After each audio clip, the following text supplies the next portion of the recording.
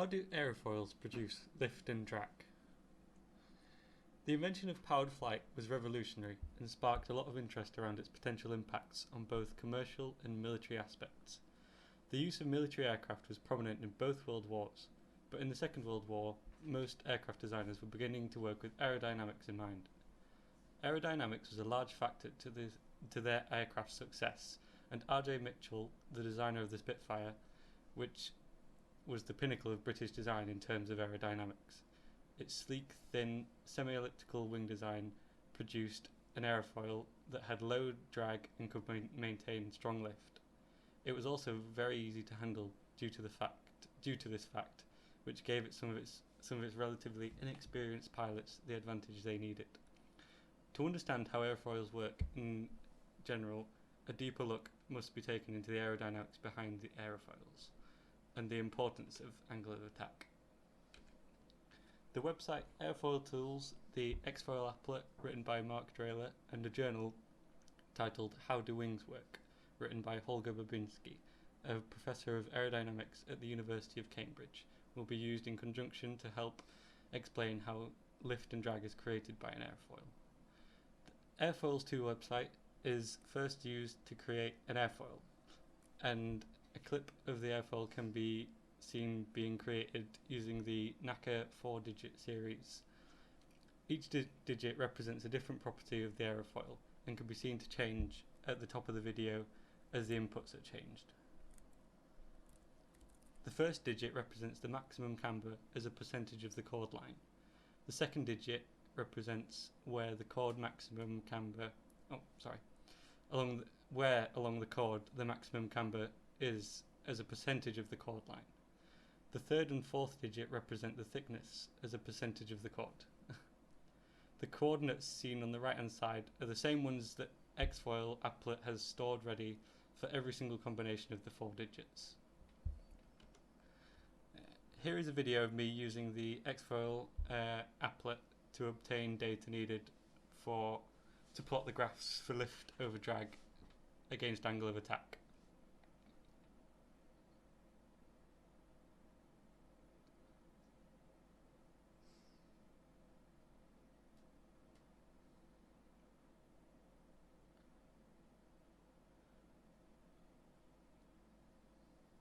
This is X-Foil working out the lift and drag coefficients for the respective angles. The graph's axes can be changed to accommodate the data, but all the data that is needed is stored in a separate file in X-Foil. In many textbooks, the most common explanation for lift contains many misconceptions around how lift is produced. The equal transit time explanation goes like this. The airfoil approaches the leading edge of the aerofoil and the airflow in the middle stagnates at the leading edge. The two neighbouring flows keep on moving around the airfoil. One moves along the upper surface and the other moves along the lower surface. The upper surface is seen to cover a larger distance than the lower surface. If the two flows meet up at the trailing edge at the same time after passing the leading edge, the flow along the upper surface must have travelled faster to arrive at the same time as the flow along the lower surface. Then Bernoulli's equation is used to state that the larger velocity flow over the top implies that the pressure is lower in relation to the lower surface. This then creates a net pressure force acting upwards, and an example given is air blown over the top of a piece of paper, causing it to rise.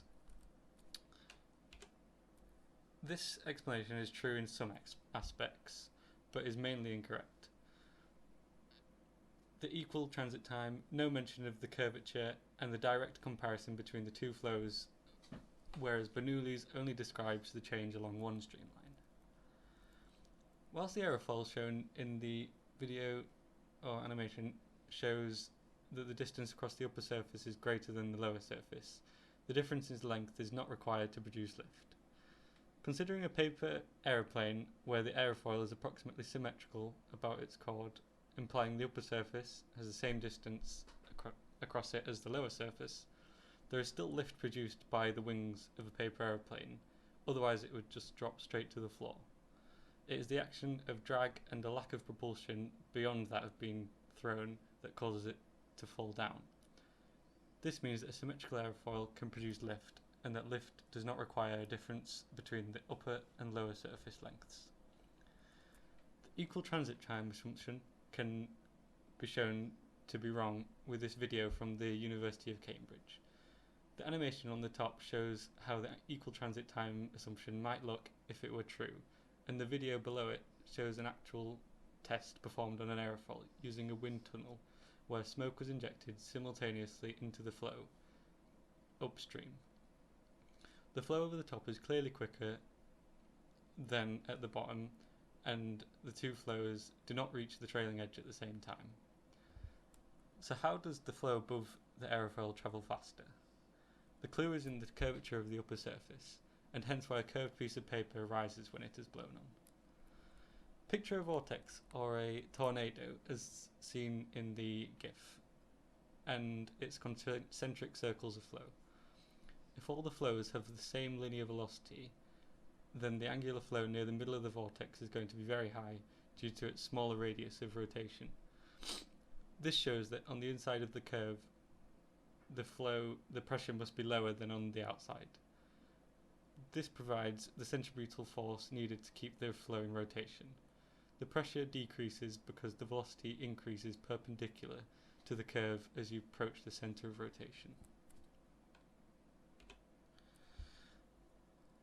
A simple curved plate can generate lift from this principle of curved flow creating pressure forces.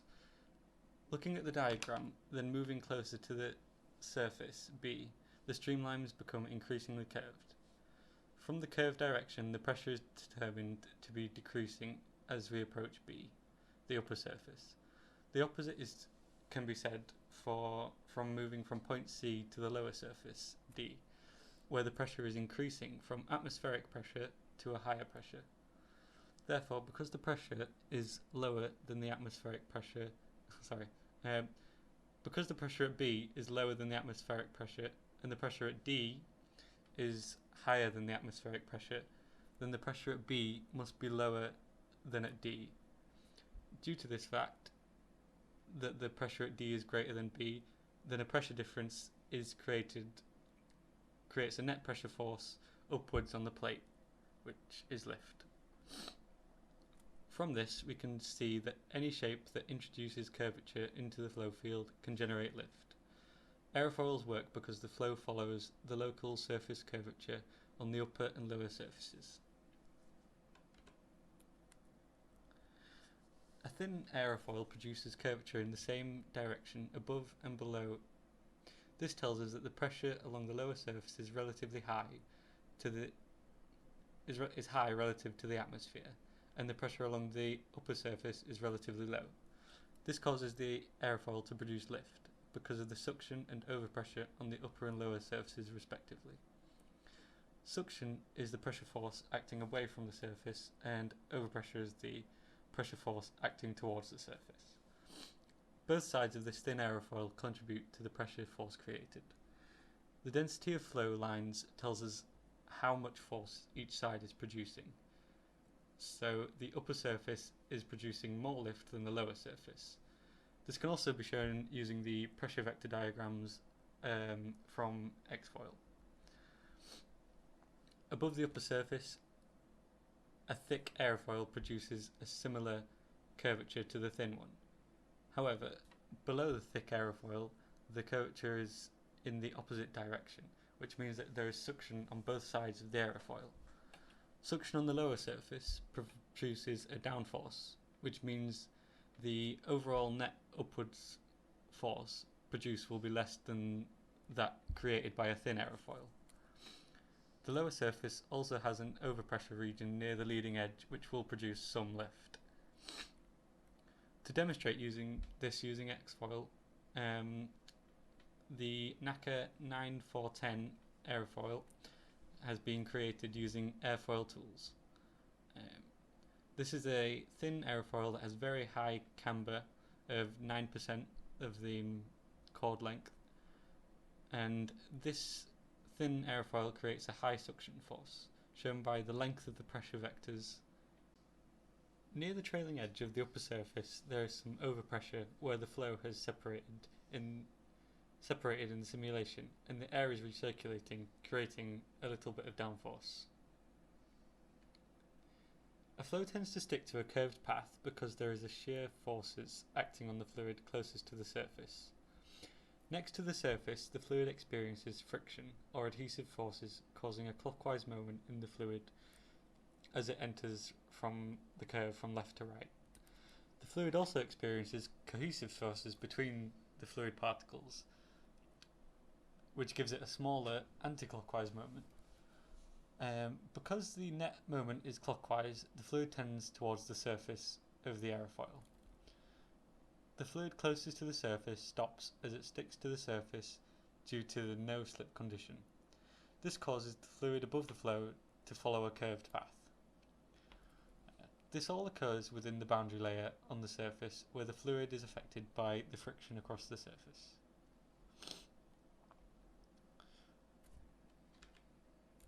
Looking at the red arrows on your right, you might wonder how an aerofoil could possibly fly upside down. Planes just don't do that, right? The truth is that all is required for an aircraft to fly upside down is an aerofoil that can produce more downforce than lift, usually at small angles, negative angles of attack. See the pictures of the symmetrical airfoil NACA 0012. The top diagram is a pressure force vector simulation from X-foil taken at 0 degrees angle of attack. As you can see, the forces on either side are equal and opposite, i.e. an equal amount of lift as there is downforce. As the angle of attack is changed, however, from plus or minus 2 degrees, a net lift or downforce is created. An asymmetric airfoil can also generate downforce, but is naturally going to produce lift at 0 degrees of attack. So usually a more severe negative angle of attack is needed to produce a net downforce for asymmetric airfoils. The angle of attack that the airfoil is pitched at has a strong correlation with the lift produced. Look at the graph on the right. This graph shows the lift coefficient versus the angle of attack for two different aerofoil sections, NACA 2213 and NACA 4213. This graph up until the peak, both graphs show linear correlation. Therefore, generally, at higher angles of attack, where the flow must curve at a much greater rate, the lift produced will be greater than the lift produced at lower angles. This is true up until the airfoil stalls, and the flow can no longer match the curvature of the airfoil. This is represented by the dip in production of lift beyond around 17 degrees. This is because the adhesive forces at the surface of the aerofoil are no longer greater than the cohesive forces or viscous forces, and the flow curves away from the surface. Also, the graph does not cross through the origin.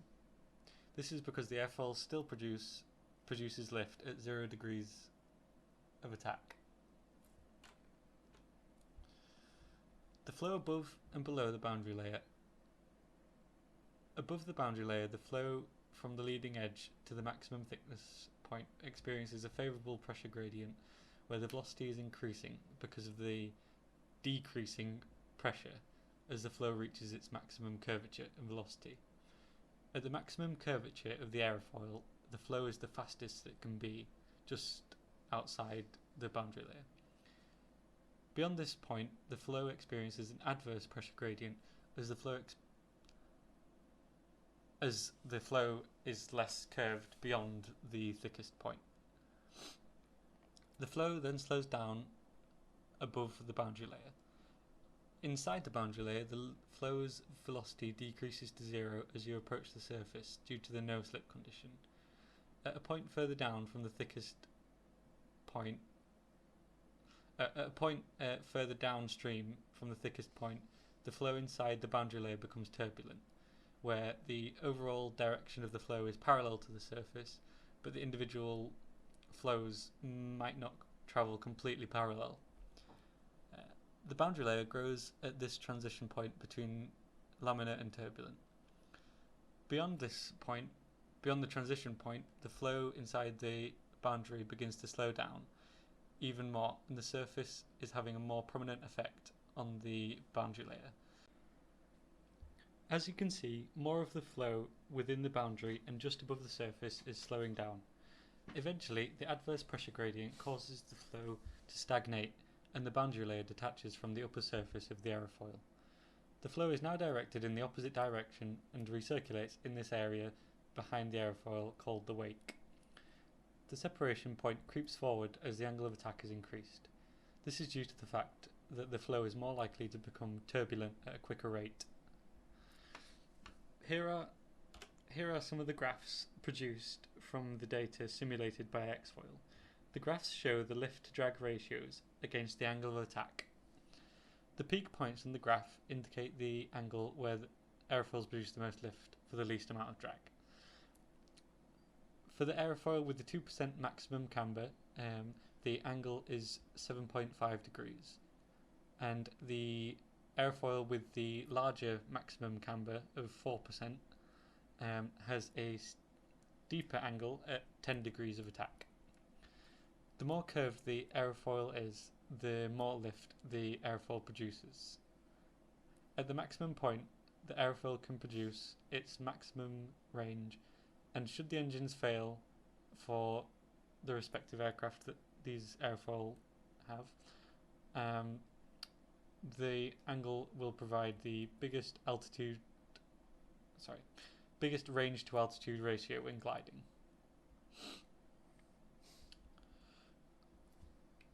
Stall occurs when a plane is flying at low speeds and at high angles of attack. The speed and angle varies upon the weight of the aircraft, where the centre of gravity acts, and the load factor.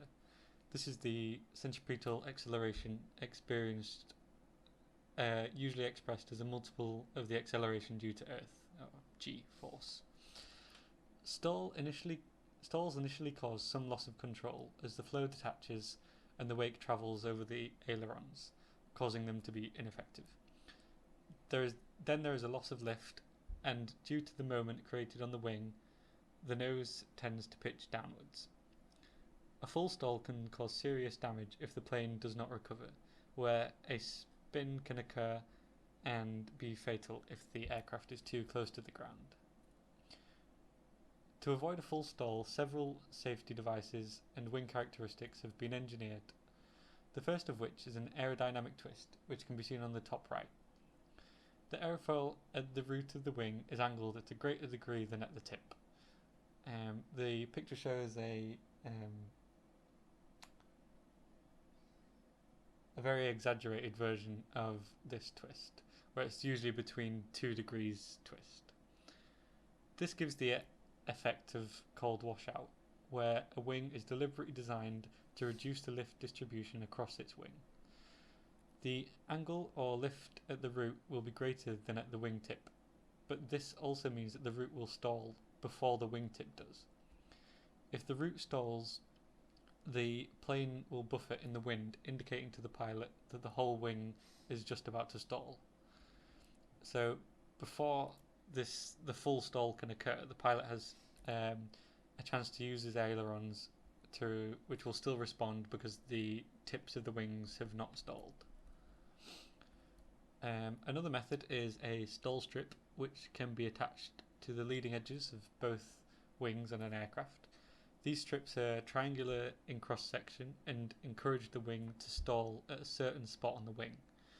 It works by creating a sharp angle of attack between the relative wind and the angle of the triangle. This is relatively higher than the angle between a curved leading edge and the straight edge of the triangle. This causes the boundary layer to become turbulent sooner. Like the twisted wing, the root stalls first, then the wingtip. Another method commonly applied to swept wing aircraft are wing fences, and these are flat plates protruding from the upper surface parallel to the flow. They usually wrap around the leading edge and continue to the trailing edge. Here is a picture shown of the MiG-17 aircraft in the bottom right. And these fences obstruct the flow that is deflected outwards by the angle of the swept wing. These fences obstruct the flow that is deflected outwards to the wingtip whilst approaching stall speed. And at the wingtip, if the fences weren't installed, the flow can almost all be spanwise. So the flow will be travelling from the root to the tip, instead of normally as from the trailing edge to the leading edge flow. The flow of air over a swept wing usually causes a pitch down moment. This is due to the centre of gravity acting in front of the centre of lift on most swept wing aircraft. However, if the wingtip stalls, then the opposite is true. The aircraft tends to pitch up, causing a more severe stall, which is why wing fences are necessary to prevent stall.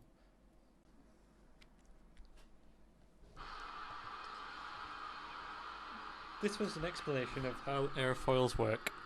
Thank you for listening.